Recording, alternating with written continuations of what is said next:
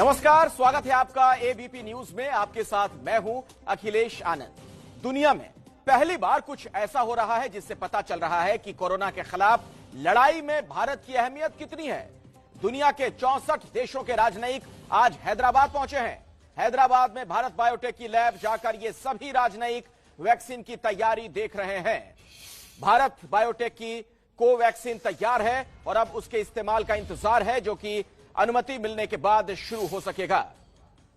तो 64 देशों के ये डिप्लोमेट्स वहां पर पहुंचे हैं, हैदराबाद पहुंचे हैं। सोचिए जरा, इतने देशों के राजनयिक का पहुंचना, इसी से आप अंदाजा लगा सकते हैं कि वैक्सीन के मामले में भारत की इस वक्त स्थिति क्या है।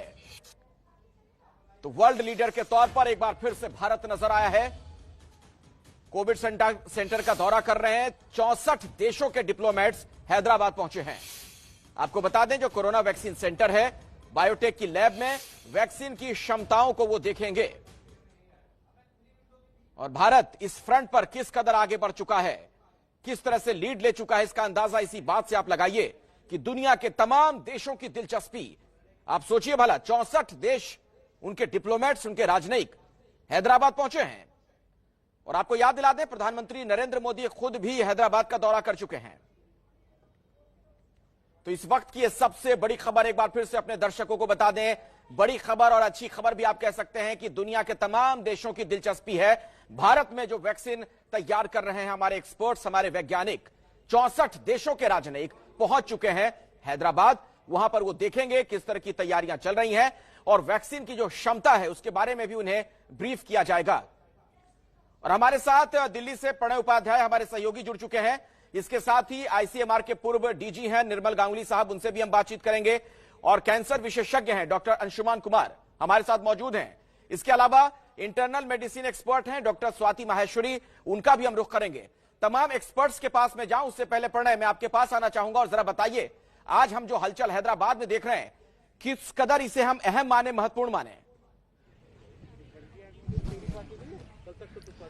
देखिए अखिलेश, इस समय जब पूरी दुनिया कोरोना महामारी से जूझ रही है, उस समय ये भारत की तरफ से उठाया गया एक बेहद महत्वपूर्ण कदम है। महत्वपूर्ण कदम इस लिहाज से क्योंकि दुनिया बेसब्री से इंतजार कर रही है वैक्सीन का। और भारत की जो वैक्सीन कैपिटल कही जाती है हैदराबाद, वहां पर आज विदेशी राजनयिकों को ले जाया गया है। इससे पहले करीब 5 नवंबर को भारत सरकार ने ब्रीफ किया था 190 से ज्यादा देशों के राजदूतों और राजनयिकों को, और उसके बाद ही ये कवायद हुई है जहां भारत के वैक्सीन क्षमता की बानगी दिखाई जाएगी दुनिया के सामने। और ये दिखाया जाएगा कि अगर दुनिया में कहीं भी वैक्सीन आती है तो भारत उसके लिए एक क्रेडिबल, एक भरोसेमंद सोल्यूशन हो सकता है उस वैक्सीन को आम लोगों तक पहुंचाने के लिए। इसके साथ साथ इन जो विदेशी राजनयिकों का एक दल गया है, करीब 64 राजनयिक इसमें शामिल हैं विभिन्न देशों के, उसको 2 जगह ले जाया जाएगा। एक है भारत बायोटेक जिसने कोवैक्सीन डेवलप किया है, भारत का देसी कोरोना वैक्सीन है। इसके अलावा बायोलॉजिकल ई नामक एक कंपनी है जिसके साथ ओहायो इनोवेशन डेवलपमेंट फंड ने कोलैबोरेशन किया है नई वैक्सीन टेक्नोलॉजी को लेकर। तो ये दोनों तरीके से भारत ने एक संदेश देने की कोशिश की है कि यदि भारत की तरफ दुनिया देखती है वैक्सीन के लिए, तो भारत के पास उसका भी विकल्प है। और अगर दुनिया में कहीं वैक्सीन पैदा होता है तो भारत उससे एक क्रेडिबल वैक्सीन मल्टीप्लायर फैसिलिटी के तौर पर खड़ा नजर आता है। मैं दोबारा आपके पास लौटूंगा, लेकिन जरा हम चलते हैं। डॉक्टर हमारे साथ प्रोफेसर निर्मल गांगुली साहब जुड़े हुए हैं। आप आईसीएमआर के डीजी रह चुके हैं। गांगुली साहब, आज की इस घटनाक्रम को आप कैसे देख रहे हैं? कितना महत्वपूर्ण माना जाए? दुनिया के 64 देशों की दिलचस्पी, उसके राजनयिक पहुंचे हुए हैं। ये एक्चुअली ये इम्पोर्टेंट इसलिए है कि भारत के सभी वैक्सीन कंपनीज भारत में तो उसकी पूरी करते हैं ज़रूरतें, बट वो काफ़ी बड़े वैक्सीन एक्सपोर्टर्स हैं। जैसे 80% ऑफ द मीजल्स वैक्सीन दुनिया की भारत सप्लाई करती है। क्वाड्रुवेलेंट मेनिंगोकोकल वैक्सीन करीब 80-90% भारत सप्लाई करती है। तो ये जो इस वक्त सारे लोग सोर्स कर रहे हैं वैक्सीन्स, तो ये दिखाना ज़रूरी है। ये भारत सरकार के उद्यम से ही हुआ है। ये जो लेके गए हैं सबको, ये दिखाना है कि हमारे यहाँ पर जो प्रोडक्शन लाइंस हैं वो जीएमपी लाइंस हैं, जो प्रोसेसेस हैं वो पुख्ता प्रोसेसेस हैं जो कि इंटरनेशनल लेवल के हैं। जो हमारा जो ट्रायल का जो सिस्टम मेथड है वो भी पूरे इंटरनेशनल स्टैंडर्ड का है। तो इससे लोगों का भरोसा बढ़ता है और अब इसमें जब प्रोडक्शन की कैपेसिटी वगैरह लोगों को पता चलेगी देशों को, तो वो फिर वैक्सीन बुक करना भी शुरू करेंगे।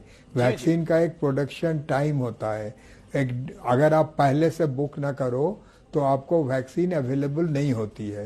भारत ज्यादातर जो वैक्सीन की जरूरतें हैं वो अफ्रीका में, दूसरे साउथ ईस्ट एशियन कंट्रीज में, साउथ अमेरिका में, इन जगहों में पूरा करता आया है, क्योंकि भारत के वैक्सीन ज्यादा अफोर्डेबल होते हैं और क्वालिटी भी अच्छी होती है।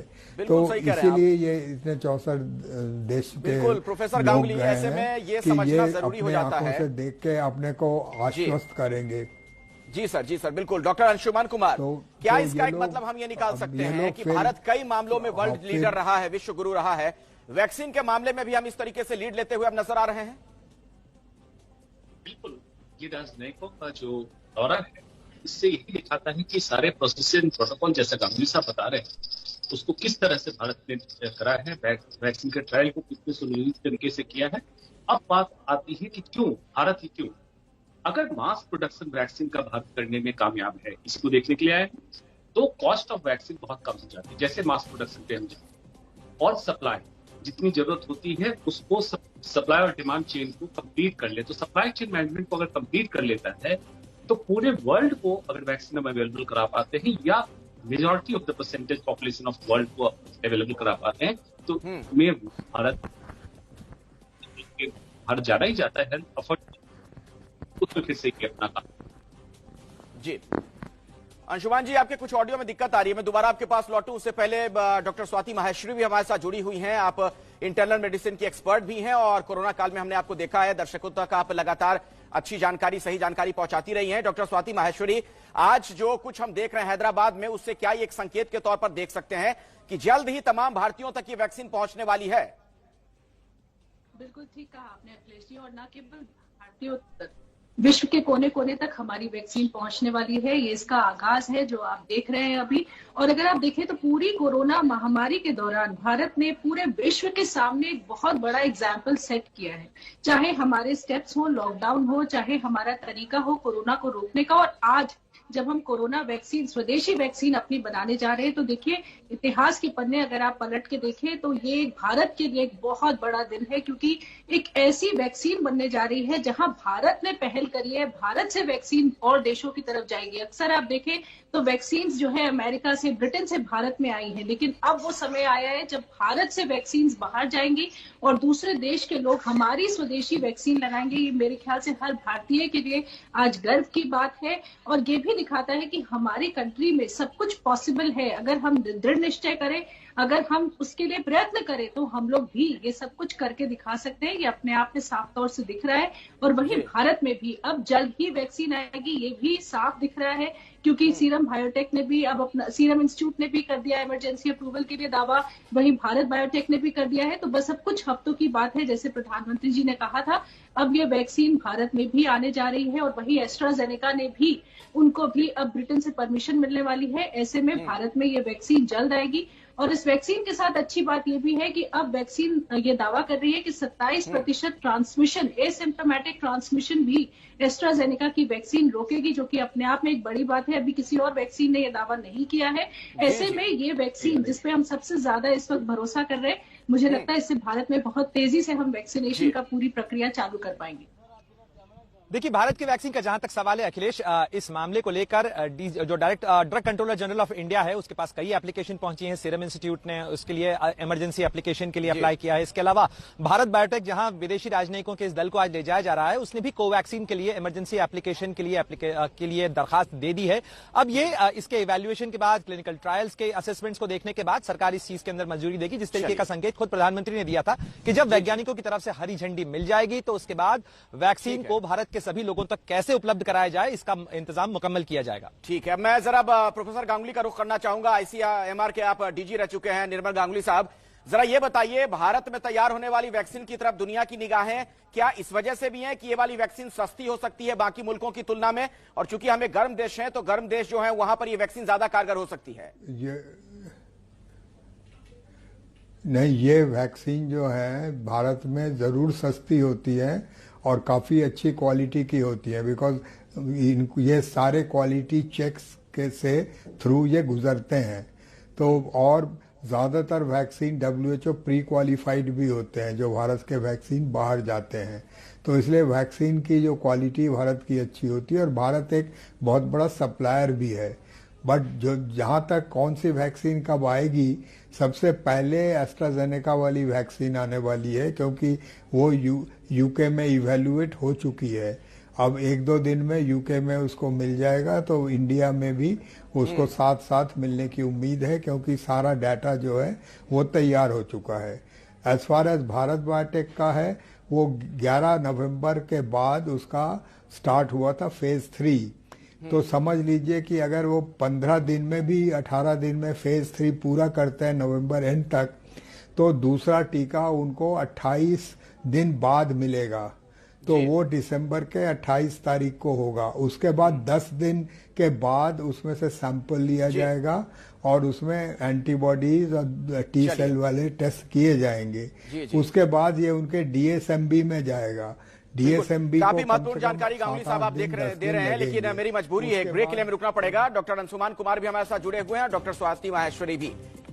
तो दुनिया के 64 मुल्कों के जो राजनयिक हैं, डिप्लोमेट्स हैं, इस वक्त हैदराबाद में मौजूद हैं और भारत में जो वैक्सीन तैयार हो रही है उसकी क्षमताओं को वो परखेंगे। एक लिहाज से ये बहुत बड़ा घटनाक्रम है और एक सवाल इससे जुड़ा हुआ ये कि क्या भारत अब वैक्सीन के मामले में विश्व गुरु बनने जा रहा है, वर्ल्ड लीडर बनने जा रहा है? डॉक्टर अंशुमान कुमार, अब सीधे मैं आपके पास आना चाहूंगा और मेरा सवाल यह है, चूंकि भारत एक गर्म मुल्क है, जो वातावरण है यहां पर बहुत गर्म है, उस लिहाज से हमारे देश में जो वैक्सीन तैयार होगी, क्या वो दुनिया के बाकी गर्म मुल्कों के लिए ज्यादा कारगर साबित होगी अगर हम यूरोप के देशों, ब्रिटेन और अमेरिका में तैयार होने वाली वैक्सीन से उसकी तुलना करें? जी, अभी इसका सीधा जवाब देना थोड़ा मुश्किल है। कारण यह है कि पहले तो वैक्सीन की प्रतिरोधक क्षमता और सुरक्षा, कितनी सुरक्षित है वैक्सीन, ये देख लिया जाए, फिर परिणाम इसका देखा जाए। परिणाम देखने का मतलब है लॉन्ग टर्म सर्वे कि परसिस्टेंस ऑफ इट कितने लंबे समय तक बरकरार रही। क्या भारत के तुलना में जो अफ्रीकन कंट्रीज है या जो भी गर्म मुल्क के देश हैं उनमें ज्यादा रही? अगर ऐसा होता है, जिसको रिजल्ट आने में समय लगेगा, तब जाके अगले साल तक एक क्लियरिटी आएगी। और हो सकता है, इसकी पूरी संभावना है जो आप कह रहे हैं, लेकिन बिना वैज्ञानिक तथ्य के एक्सपर्ट होने के नाते ये कहना मुश्किल है जब तक परिणाम न आ जाए।